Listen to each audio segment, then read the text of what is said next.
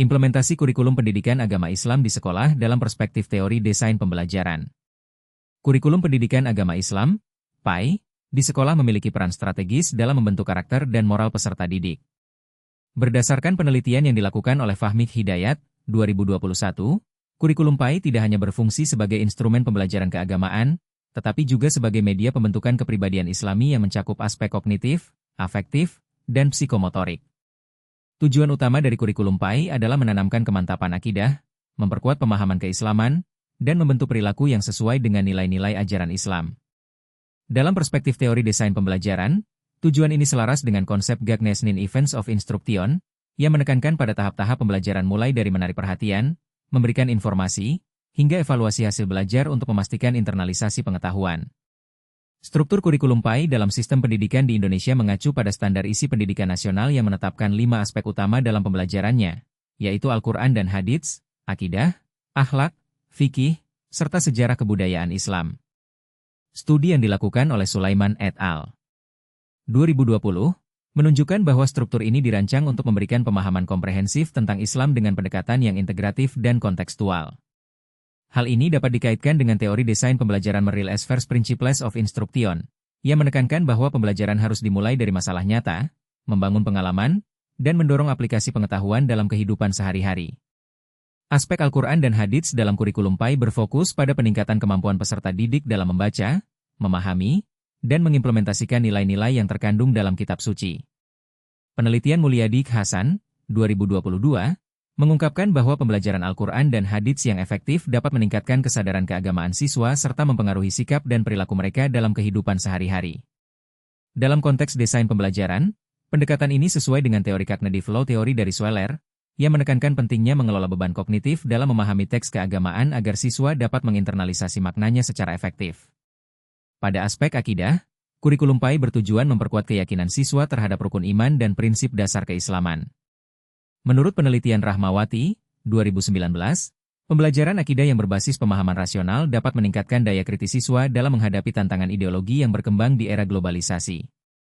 Dari perspektif teori desain pembelajaran, pendekatan ini dapat dikaitkan dengan konstruktivis learning theory dari Piaget dan Vygotsky, yang menekankan bahwa pemahaman konsep keagamaan harus dikonstruksi melalui interaksi sosial dan pemikiran kritis, bukan sekadar hafalan. Aspek akhlak dalam kurikulum PAI menekankan pada pembentukan karakter berbasis nilai-nilai Islam. Zamzami et al. 2021, dalam penelitiannya menemukan bahwa pembelajaran akhlak yang efektif tidak hanya bergantung pada metode ceramah, tetapi juga pada model keteladanan yang diberikan oleh guru dan lingkungan sekolah.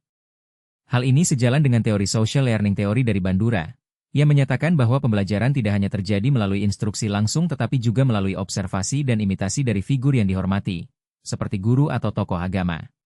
Pada aspek fikih, kurikulum PAI memberikan pemahaman mengenai hukum-hukum Islam yang berkaitan dengan ibadah dan muamalah. Studi Hidayatullah, 2020, mengindikasikan bahwa siswa yang mendapatkan pemahaman fikih yang baik cenderung lebih disiplin dalam menjalankan ibadah serta memiliki kesadaran yang tinggi terhadap etika sosial dalam kehidupan bermasyarakat. Desain pembelajaran dalam aspek ini dapat dikaitkan dengan teori experiential learning dari Kolb, yang menekankan bahwa siswa harus mengalami langsung proses belajar, seperti praktik ibadah, simulasi kasus muamalah, dan studi kasus hukum Islam. Sejarah kebudayaan Islam dalam kurikulum PAI bertujuan untuk memberikan wawasan kepada siswa tentang perkembangan peradaban Islam dari masa ke masa. Amiruddin, 2018, dalam risetnya menemukan bahwa pembelajaran sejarah Islam yang berbasis analisis kritis dapat meningkatkan rasa bangga dan identitas keislaman siswa. Dalam teori desain pembelajaran sejarah ini dapat diterapkan melalui pendekatan storytelling approach dan problem-based learning, yang mengajak siswa untuk memahami peristiwa sejarah secara lebih kontekstual dan relevan dengan tantangan masa kini. Implementasi kurikulum PAI di sekolah sangat dipengaruhi oleh peran guru sebagai fasilitator pembelajaran. Studi Supriyadi, 2021, menunjukkan bahwa efektivitas kurikulum PAI tidak hanya bergantung pada isi materi, tetapi juga pada strategi pembelajaran yang diterapkan. Dalam teori desain pembelajaran, strategi ini dapat dikaitkan dengan scaffolding teori dari Brunner, yang menekankan bahwa guru harus memberikan dukungan bertahap agar siswa dapat mencapai pemahaman yang lebih kompleks secara mandiri.